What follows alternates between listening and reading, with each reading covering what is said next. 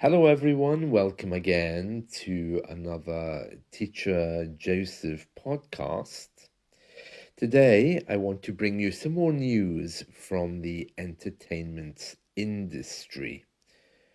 We're playing on the word entertainment this week because, of course, the verb to entertain means to look after guests at home, and it also means to entertain, which is to get up on a stage and perform, to sing, dance, or to do some routine to make other people happy. Well, in the news today, Fleetwood Mac's founder, Peter Green, he's staying, or I should rather say sleeping, rough on the streets of London. When you sleep rough, it means you don't have a home. So this boy, if I can call him a boy, Peter Green's son, is sleeping outside Richmond train station. And this is making headline news in the UK because of who his father is. Peter Green was the founder of Fleetwood Mac. He put the original group together, and his son Liam Furledge, I think is the name. He's 38 years old, and he's been sleeping rough in a tent outside Richmond Station for the past 3 months. So this story is coming to you from a website called My London, and it's all about this guy, Liam Furledge, who's in a tent outside Richmond Station. His father is Peter Green. It says here, it's a sunny Friday morning as commuters file in and out. Yeah, so basically when you move into a train station, there's many of you moving in an orderly fashion. We use the verb file. File in, file out, F-I-L-E. If you've ever gone to a school here in the UK, you may have heard the teacher saying, okay, line up. The entry will be single file. That means in one particular row, not two groups moving in at the same time, just one line, single file. Let me continue with the story. It's a sunny Friday morning as commuters file in and out of Richmond Station. And commuter, of course, is another word for travellers. Liam Furledge is up against the wall as Punjabi music blares out from his phone. To blare out means it's sounding. If music is blaring, it's too loud. Liam says, I'm a musician just like my father. I can play multiple instruments, he says. It's in the blood. And he makes music as he rests his head against the wall. Liam can play multiple instruments, but misfortune and family issues have led to him sleeping rough on the streets of London. His father is troubled music legend Peter Green, famed for creating the legendary rock band Fleetwood Mac in 1967. Green was a major part of the band's early success before mental health and drug problems forced his exit in 1970. He was eventually diagnosed with a mental health issue and slept rough himself before dying in Essex, it's an area of the UK, in 2020. Liam was born following a year-long romance which began in 1980. So Liam is the guy who's sleeping on the streets. If you haven't heard that name before, It's generally a Welsh name, Liam. It's used all over the UK now, but I think originally it's Welsh. Liam was born following a year-long romance which began in 1980, when Green was in his 30s and his mother was aged 18. Peter Green never recognized Liam as his son, as he went on to be raised by his grandmother. Oh, interesting, isn't it? I mean, it is his son, but Peter refused to acknowledge him.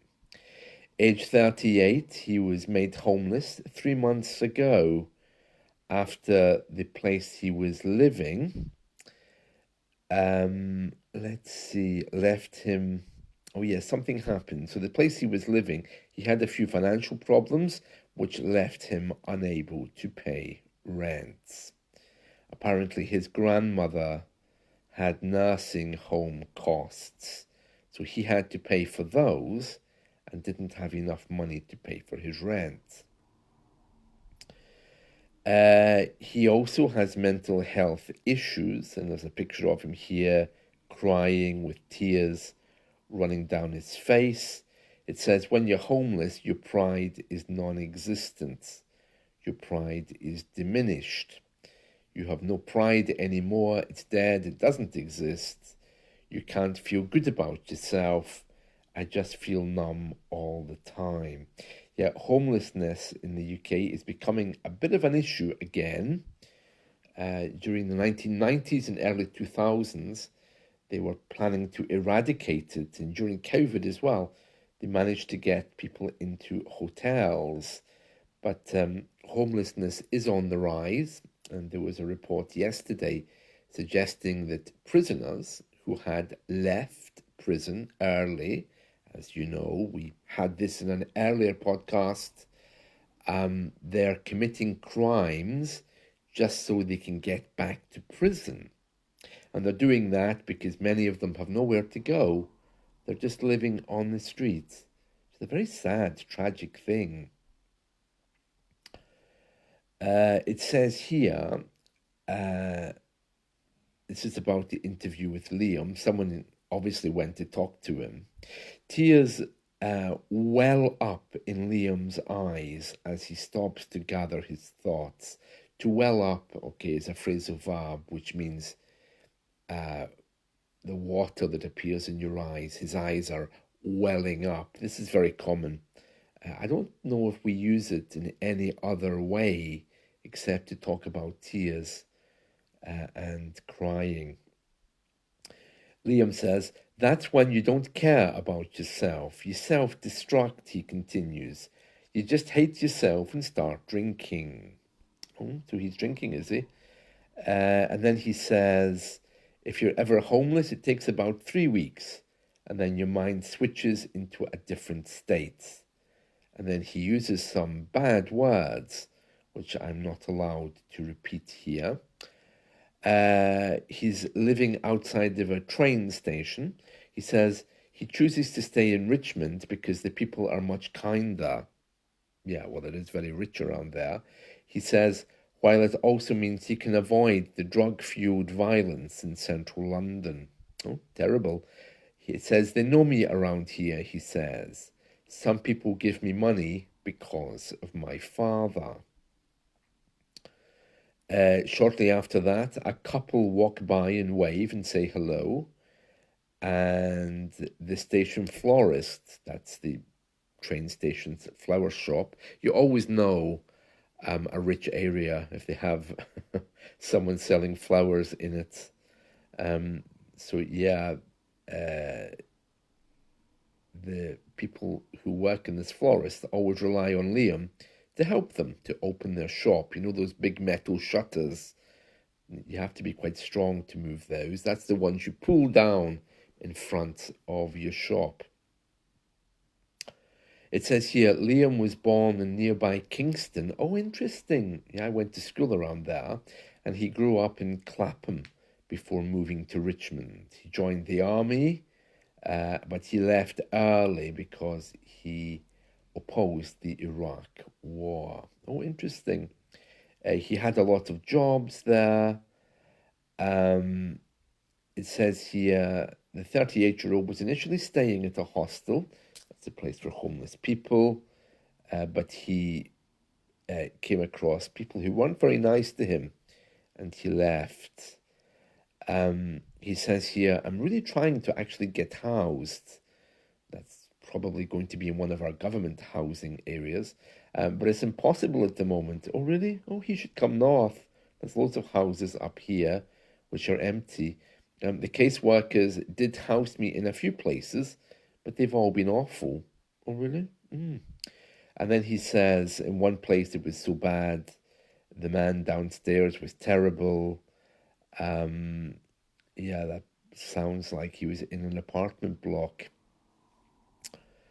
Yeah, accommodation in the London area really is awful. I mean, it's dreadful. And then he goes on to say that his 3-year-old daughter is the only thing keeping him going as he battles against sleeping rough. So I told you at the beginning there, sleeping rough means living on the streets.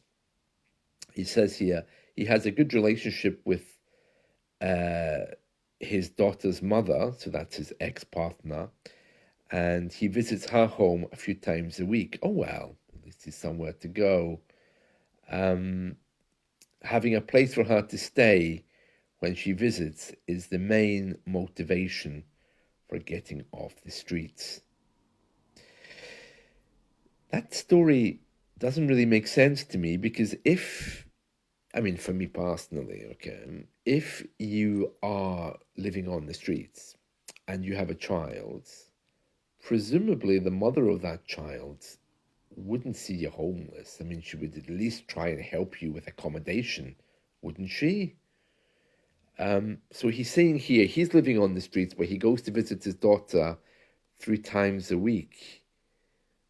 Well, if I had children, if I had an ex-partner and they told me they were homeless, I would do everything I possibly could to help, no matter how much I hated the person. So it seems really weird that he's kind of like functional, but he's also living on the streets. It almost sounds like it's a choice, doesn't it? But who knows? Who knows what's happening for him? He says here, I don't want to be on the streets. If it weren't for the baby or the child, I would have killed myself. And then he uses more bad words. And then he says, but I've got to keep on going. It's so hard. Yeah, that kind of brings up mixed emotions for me. So he has family, but he's on the streets. Yeah, I always thought homeless people were people who really had no one, you know, because if you become homeless, presumably there's always a sofa at your friend's house, you know. But again, here in the UK, our social structures mean that many of us really are very, very lonely. And looking at him here in this picture, he's a little bit fat, uh, probably eating all that fast food that people are giving him, I suppose. I do feel sorry for him.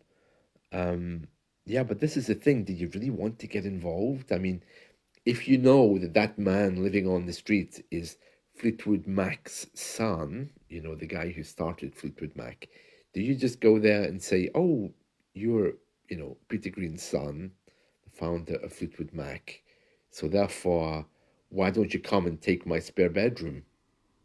That doesn't sound right, does it? So, what is the answer to this? He goes back, maybe, and tries to make peace with his family, or he is saying all of this so we know how bad homelessness is in London.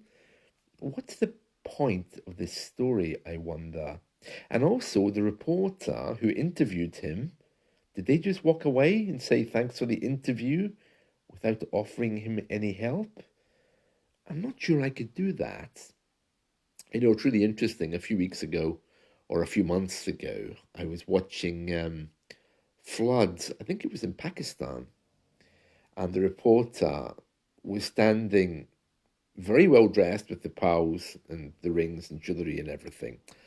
And she kind of like had these kids playing behind her, and clearly very, very poor people who had lost their homes and everything. And she was saying in front of the camera, oh, this is terrible, very sad, floods, Pakistan, everything.